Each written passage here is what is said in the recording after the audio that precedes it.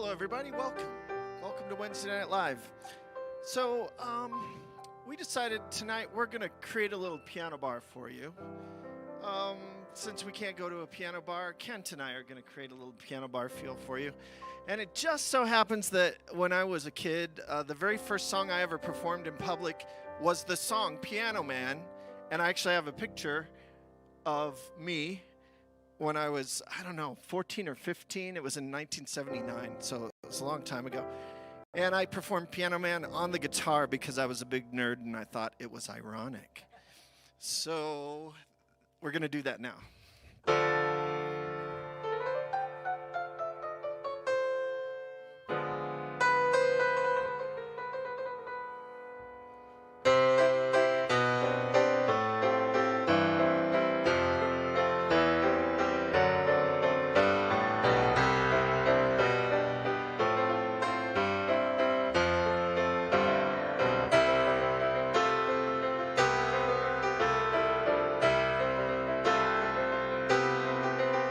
It's 9 o'clock on a Saturday.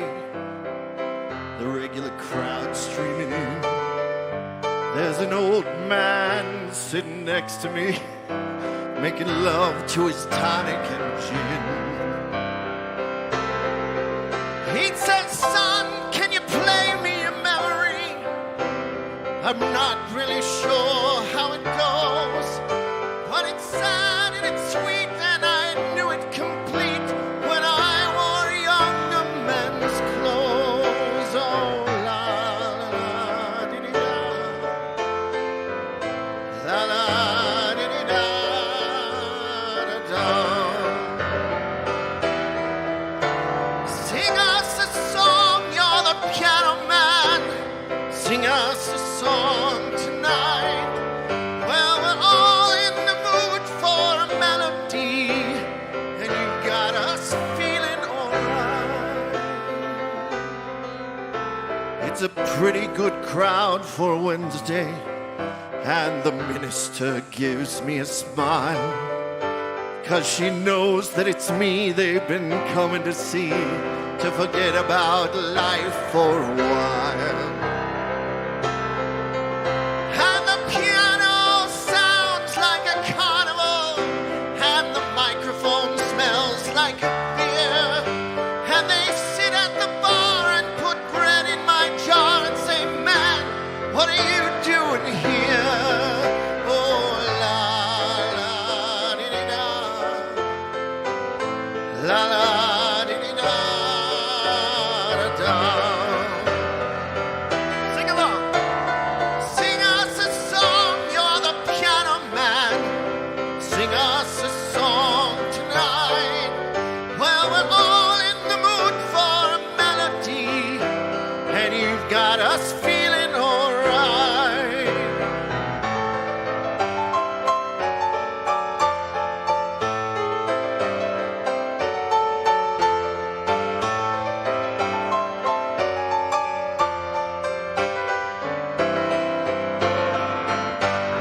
Sing us a song, you're the piano man.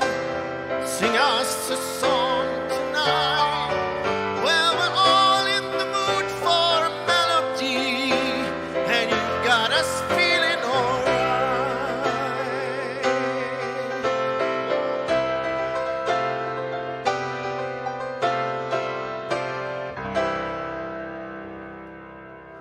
Let's hear it for the piano man. Good job. So tonight is a very special night for us. On this Wednesday, every year, we always celebrate the Mile High Choir. And we have normally the Mile High Choir here in their numbers to sing the songs live for you. We're still going to celebrate the Mile High Choir. We have Stacy Landis here, the Mile High Choir director, and we're going to celebrate them together via video. So what's the first thing we're going to see, Stacy? Our first song tonight we did earlier in the season. It was made famous by the movie Oh Brother, Where Art Thou? It is Down to the River, and it features the Mile High Choir doing their thing.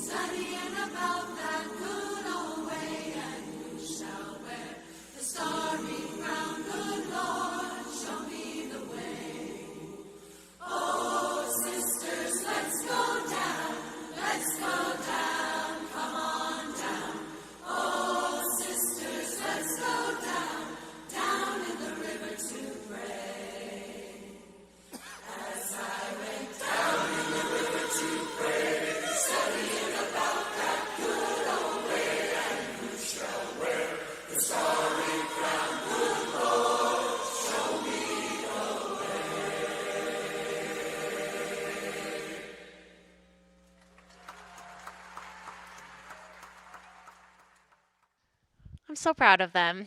So good. So proud of them. There's actually a whole group watching tonight. Hi, Mile High Choir. We wish you were here. And it's all, we'll be together again soon. I know.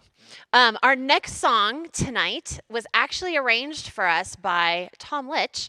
It's a very special arrangement that winds Imagine by John Lennon and Pure Imagination from Willy Wonka and the Chocolate Factory into just a beautiful duet that we got to sing earlier this year with Robin Hackett. So I hope you enjoy Imagine/Pure Imagination by the Mile High Choir featuring Robin Hackett.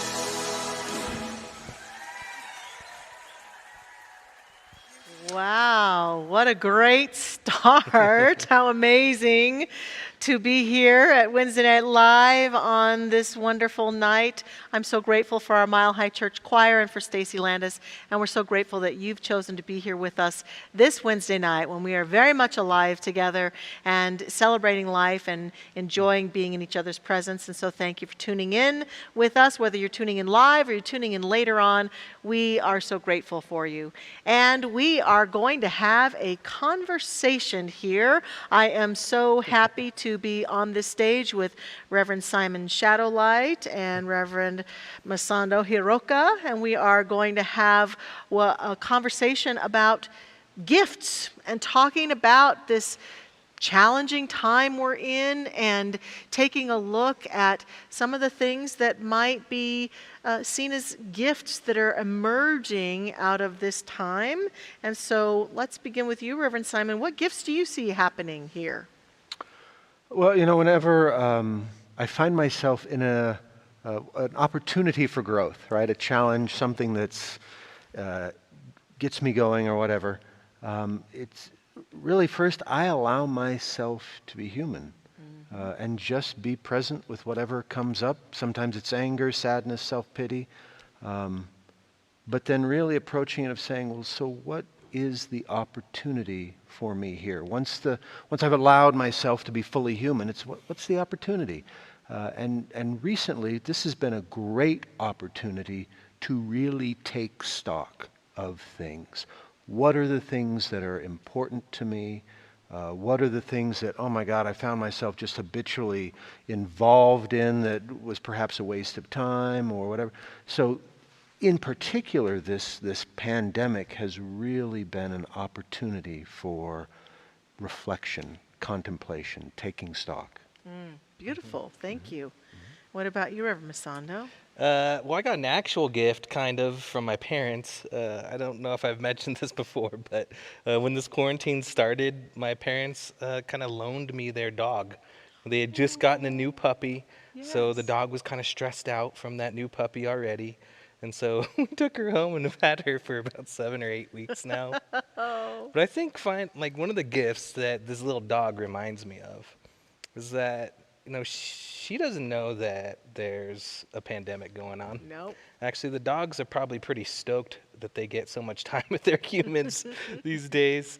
But I think one of the gifts that I'm just seeing so many people in the world doing is just making the best, like just finding joy.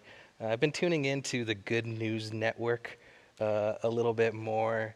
I need to balance out all of the crazy news with just some things that are happening that are uplifting and inspiring as well.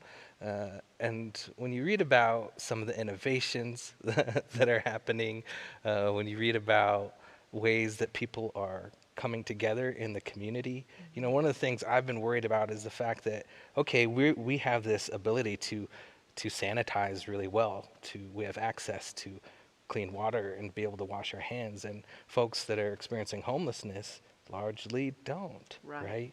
And so there's these initiatives that I've been seeing of just putting public hand washing stations around in different cities. I actually just saw one in Arvada at the light rail station. And it's just amazing, right? Like, I think one of the gifts is we have this consciousness of the whole in this really interesting way right now. Like, I find ourselves, it's an interesting time that we are all literally experiencing the same thing together throughout the entire world at the same time. I mean, how many moments in history are there where that's happening, where we have a consciousness of the whole?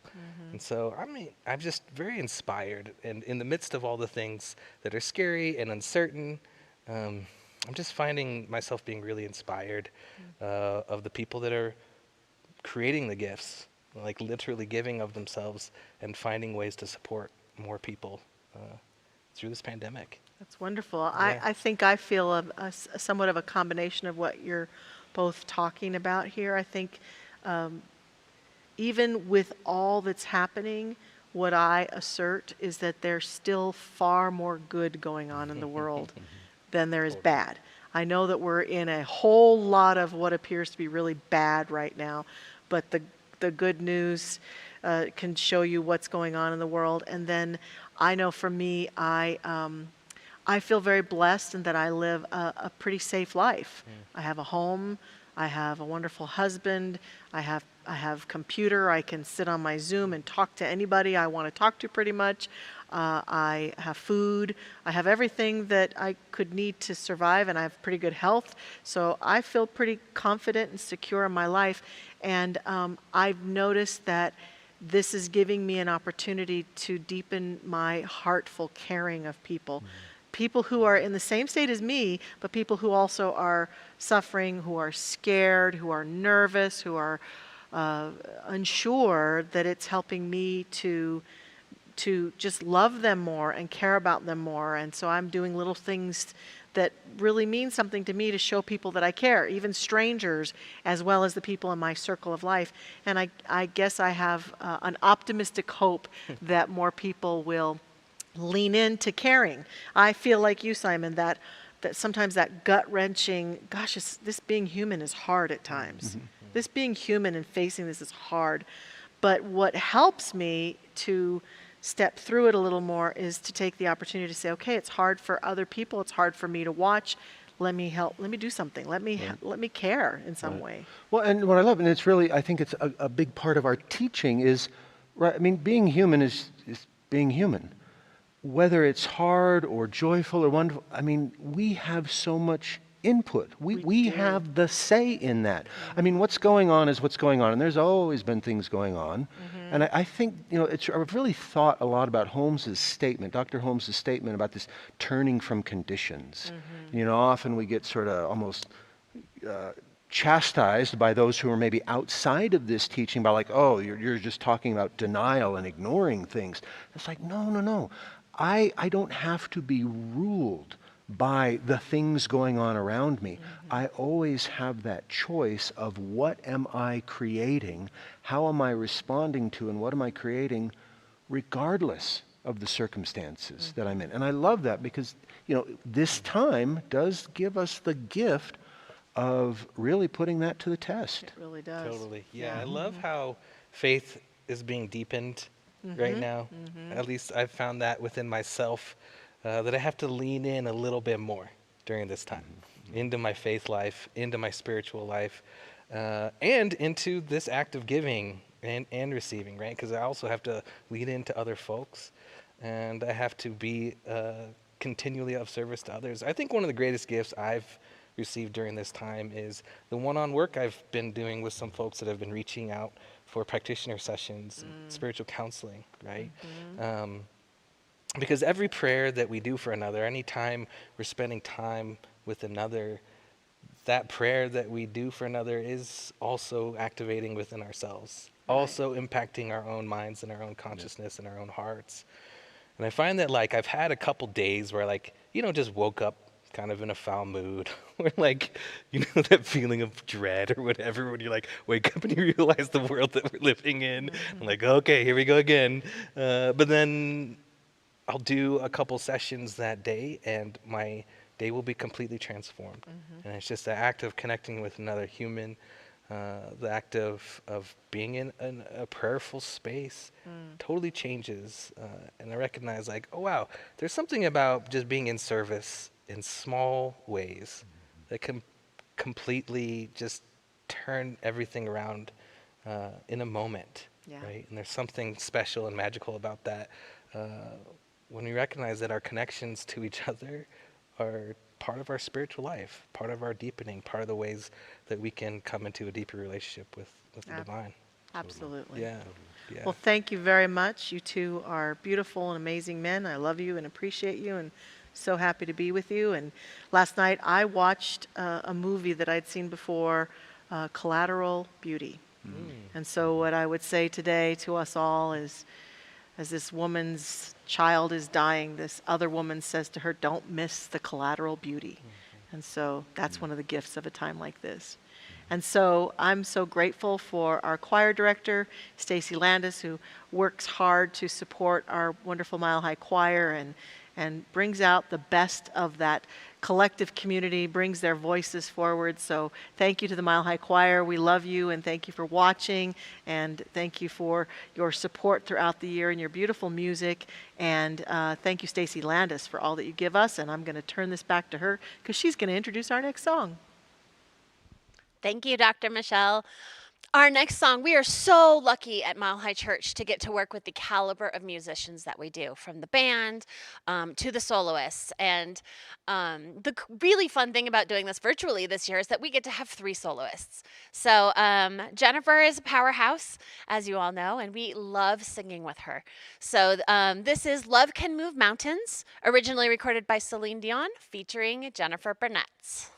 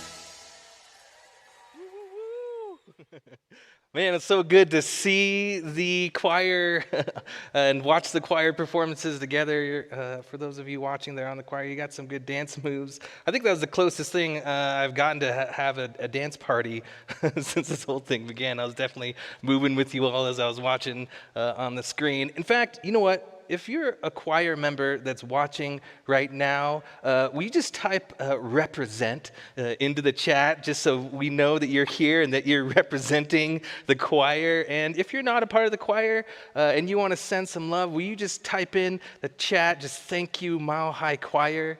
Tell them that you love them and send your love. I wish we could all be celebrating here together, but I know that we are celebrating you all online in this incredible virtual space that we're all sharing together. You know, that choir is no joke. Yeah, they are practicing throughout the year. I know they get a little break over the summer, but while all of us are spending time with our families over Christmas, this past Christmas, the choir is here volunteering their time for 7 services on Christmas Eve and Christmas Eve. They just give so much of their heart and love to this place. So really just celebrating them tonight. So make sure you show your love to them so those that are tuning in can feel that. Thank you all so much for all that you bring. So yeah, it's amazing to hear music. It felt so good to be up on the stage and be dancing a little bit. I feel like I've been leaning into music a little bit more during this time. I find myself kind of going to the old staples, the 90s hip hop and R&B. I find that it makes actually really good cleaning music for doing chores around the house. And so I've kind of been going back and forth between that music that I find to be comforting during this time, and also going back to this church music that is really inspiring and uplifting. You know, I can't have gangster rap in my head all the time. I need to, it's nice to wake up with some inspiring words every so often as well. So, so grateful for the music team here, and grateful for Stacy and the choir, and being able to have some uplifting music in my head when I wake up tomorrow morning. The inspiration for the series, actually, for this week and next week, I'll be joining you all for these Wednesday Night Lives, actually came from a movie that really is an ode to music. The title of the series is It's All Happening. And it comes from the movie Almost Famous, which was starring Philip Seymour Hoffman and Kate Hudson, and was written by Cameron Crowe and directed by him as well. What I love about this movie is it really just talks about how music comforts us, how it affects us, how it can speak to us and even speak for us when we can't find the right words to talk about what might be going on. I find that it also helps me access, some emotions that may be going on underneath the surface. Music has this ability to take me beyond just my heady intellect and take me to a place where my emotional life and my spiritual life and my psychological life, where they can all intertwine and meet. And the main character, one of the main characters in that movie, played by Kate Hudson, she is the one that said that phrase, "It's all happening." And it came towards the end of the movie when she had just had her heart broken. She plays what they call herself a band aid that, just tours with all of these bands that are going around, and she's with this particular band. And towards the end of the movie, after the tour is over, when the band member that she had been hanging out with, goes back to his normal life and back to his wife, she decides in the midst of that heartbreak to go on another adventure, move to Morocco. And as she's walking away, she just says, "It's all happening." And I just love her spirit. I love her character. I love her ability to approach life from the sense that every moment is an adventure. Like everything that we are experiencing has this ability to really wake us up to how amazing life really is. And so it's all happening. Like we are so deeply in an adventure right now. And the thing about adventures too, right? It's all often in this context of uncertainty. It's all often in the context of of the main characters' lives being disrupted or uprooted in some way. It's all under this auspice of the fact that, like Reverend Simon talked about this past Sunday, like we never really have control. Like the world is kind of messy all the time. And maybe we don't have to change it. Maybe we just have to wake up to the adventure and allow the adventure to take us deeper into our own life. Right now, that story is the story of all of us, right? And we're all getting to be the main characters in this adventure. And what I love about movies that are really sort of in that adventure genre or that fantasy genre, if you're kind of geeky like me, is that the main characters often are uprooted, disrupted, and thrown into this situation where they have no idea what's going to happen, right?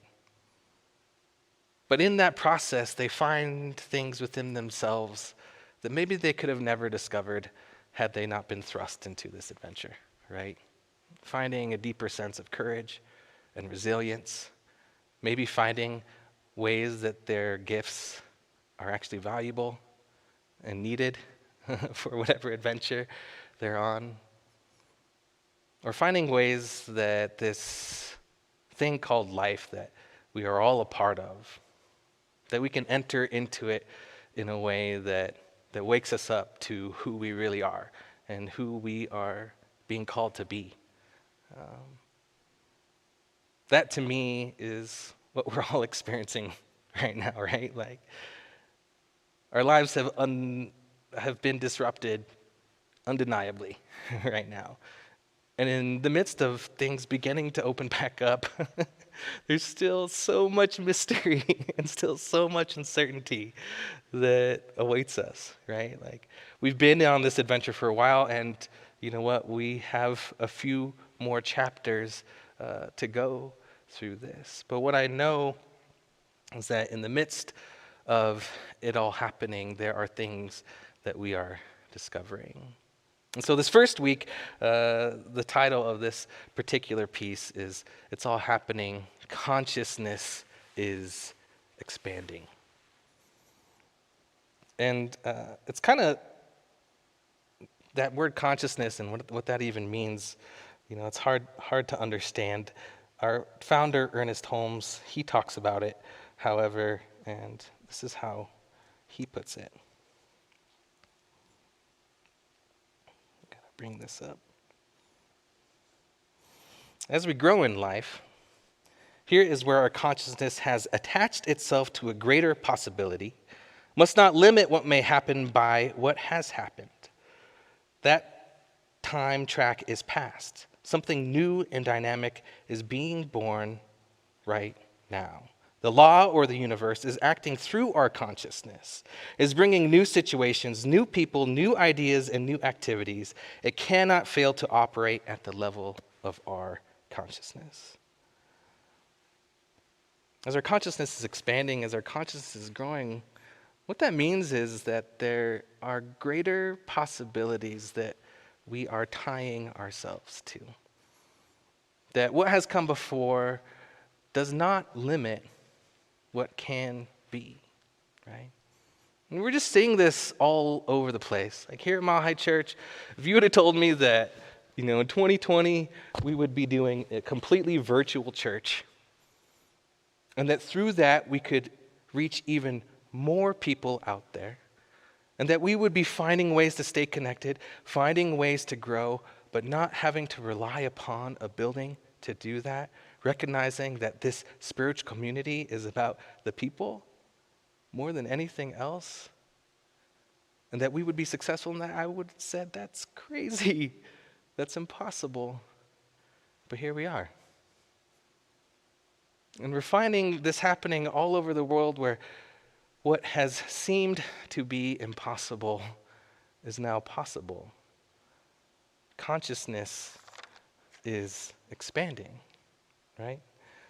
I think one of the most stark visuals of this that I've seen is I don't know if you all have seen pictures of New Delhi in India. It's one of the most beautiful and polluted cities in the world. I got to visit there when I spent some time in India, and there was these skies that I remember that were like this particular color of orange that I had never seen, that had its own beauty to it.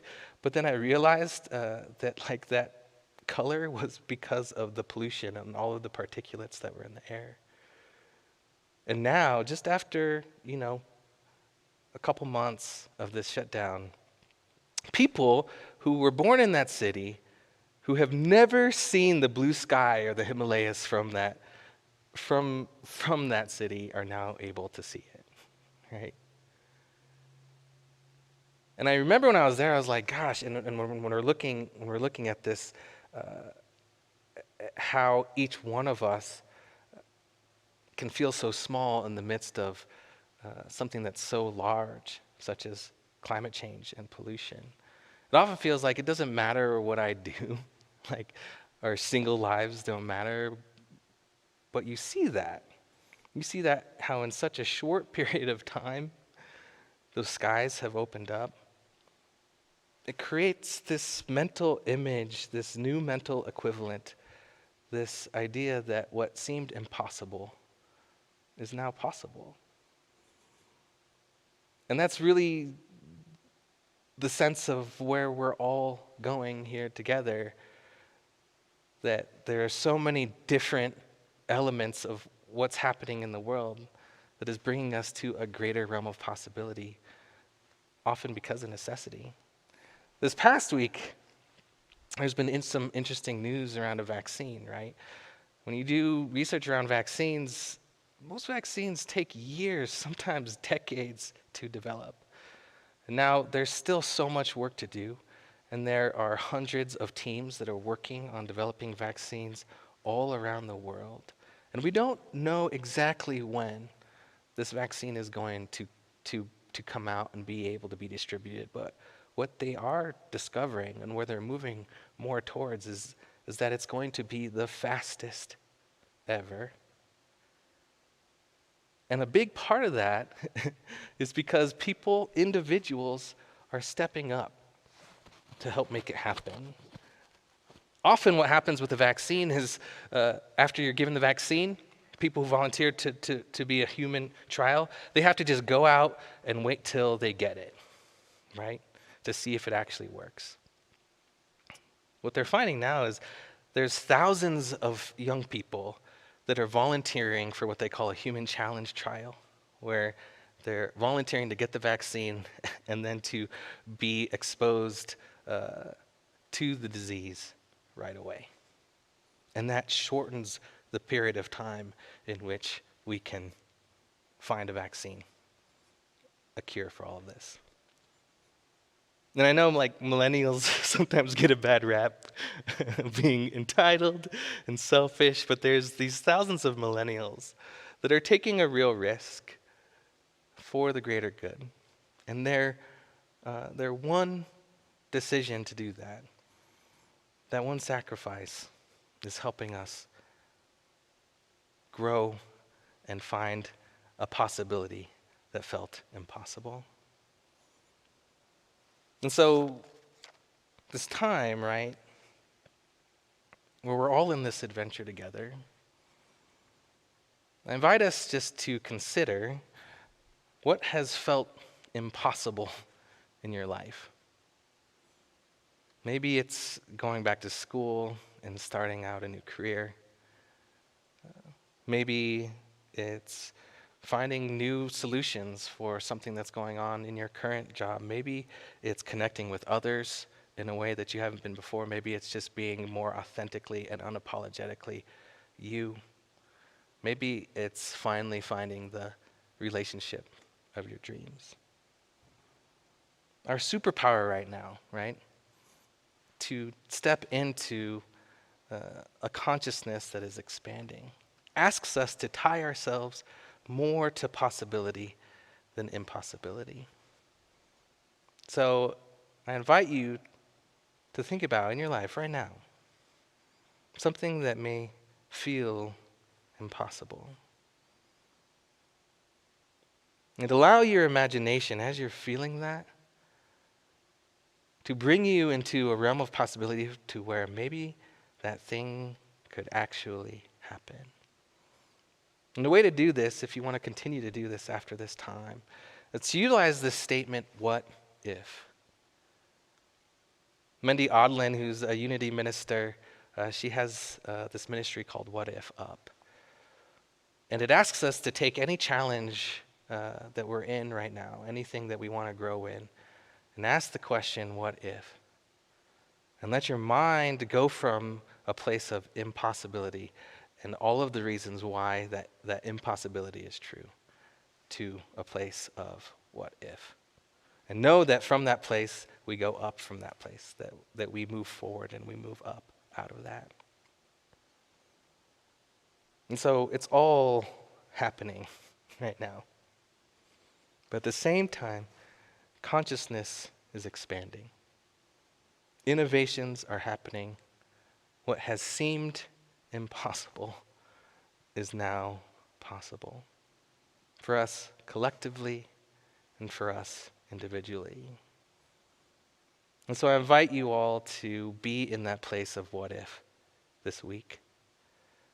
To really connect with the places within you that are seeking to come more into the world. That this is a time for us to connect with ourselves so deeply that we move forward in our life.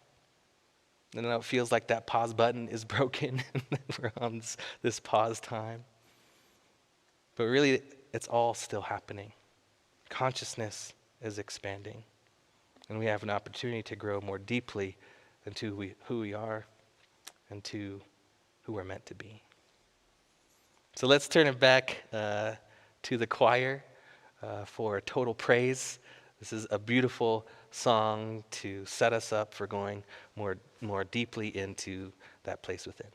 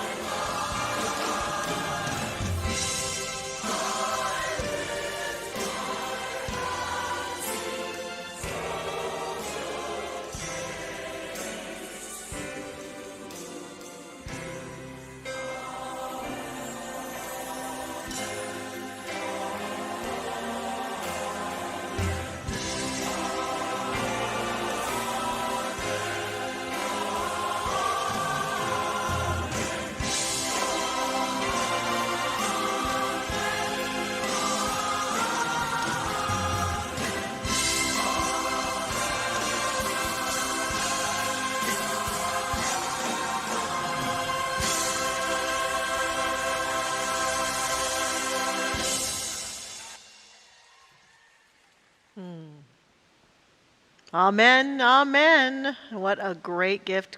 Thank you, Reverend Masando, for that wonderful message. Beautiful, beautiful. We are going to take a chance now to talk a little bit about the gifts that we find here at Mile High Church. And I just want to continue the praise, total praise, for not only our choir and Stacy, but our entire music department. I tend to be an unconditional music person. I love every music. I love all songs. I love it all, and I can find in every style of music and every song something that touches my heart, something that lifts me up. And I feel so blessed that here at Mile High Church we have the best performers in Tom and Jennifer, our musicians in the band, our choir, all the guest artists that Tom brings to us. We are extremely blessed, and so we are unconditionally loved through our entire music program, and I'm so grateful for that. What are you guys grateful for? You know, I am phenomenally grateful for the technology that allows this. I mean, we've been streaming for years, and we've been doing online classes for years, but kind of like what Reverend Masando was saying earlier, if you had told me a year ago that we would be doing this, that we would shift to this, and I like when we do our virtual prayer room on Sundays after service, to be able to come and connect with people and offer that service, and you can hear it in their voice. There's some people who are really hurting, and yet we can still connect and come together and be of support to each other. So I am so grateful for all of those things and people which allow that to happen. Yeah. I'm actually really loving the ways that this is creating some relationships. Like, Mall has a pretty big church, right? So if you're just coming here on Sundays and trying to get to know people, it can kind of be overwhelming. But what I'm noticing is like on the chats through YouTube and Facebook and Vimeo and our homepage, people are having conversations. They're greeting each other as they see each other show up. I feel like I'm getting to know people through those chats, and so it's helping make this really big community feel like personal, and it feels like there's actually relationships that are being cultivated during this time, and I'm loving that. I'm loving, like Simon said, this ability for technology to help allow us to do that. It's really cool. That's great. We're very blessed, and we're blessed that you're here with us. And so I invite you to join us by taking a moment to count your blessings, whatever they might be, wherever they might be, whether they're blessings in the environment that are surrounding you now, blessings in your life overall, or your blessings for the presence of this wonderful Mile High Church community in your life. Let's just join together and give thanks for that. And notice that as we give thanks and we count our blessings and we feel how blessed we are, it uplifts our energy and it invites us to give back. And so whether it's the giving back of a prayer or giving back in any way, we gladly and welcome and all gifts that you choose to give back to us. So thank you for those who've been praying for this wonderful community and those who've been giving into this community. So if you'd like to give financially into our community, you can do that by texting us. You can dial 45888 and put in Mile High Church and an amount in your text, and we'll receive that gladly. You can go to our website at milehighchurch.org and make a donation there, or you can mail in a check and send it right to our address here, and we'll be happy to receive it. But right now, we just give thanks, and we take a moment to circulate, consciously intend to circulate, write out that check, send that text, whatever it might be, send a little prayer blessing, and let's just give thanks for all the good that supports us and uplifts us, because we are in the flow of the good that God is. Thank you, life. And isn't that amazing? And speaking of amazing, how about some more amazing music from our choir?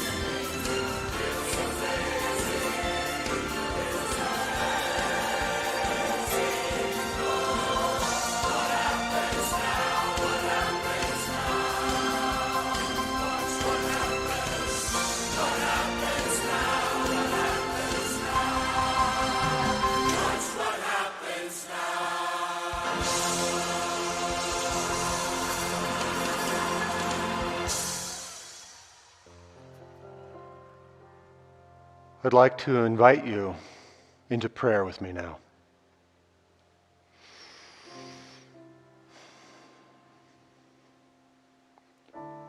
Right where we are, right as we are, God is.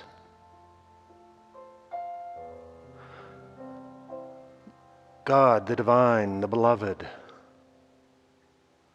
Not as some far-off cosmic being looking down upon us, but right where we are, immanent, intimate, an awareness, a presence, an intelligence, a consciousness. And our relationship with the beloved is one of unity,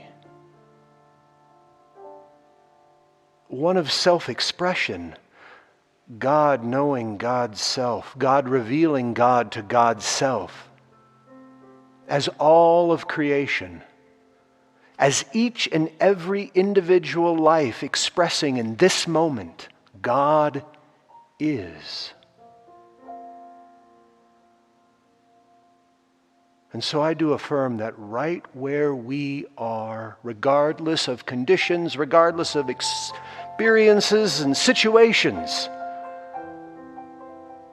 we are supported, we are resourced, we have access to an infinite intelligence and guidance in each and every moment. There is the possibility, the inevitability that God is revealed. And so I speak this word of abundance and prosperity on all levels. And I invite all who hear this prayer to bring within to their awareness or to speak their name or the name of anyone they would like to bring into awareness, the awareness of this prayer, and affirm abundance and prosperity on all levels. The very act of speaking that name in this context is an alignment in consciousness, a saying yes to prosperity and abundance. Likewise, I speak this word for the realization of health and wellness, the perfect right functioning of the body temple, opening up to that infinite wisdom that is in no way limited. And I invite all who hear this prayer to likewise speak their name or the name of any that they want to align with the consciousness of perfect right physical functioning, right order, wholeness, vitality, health, well-being.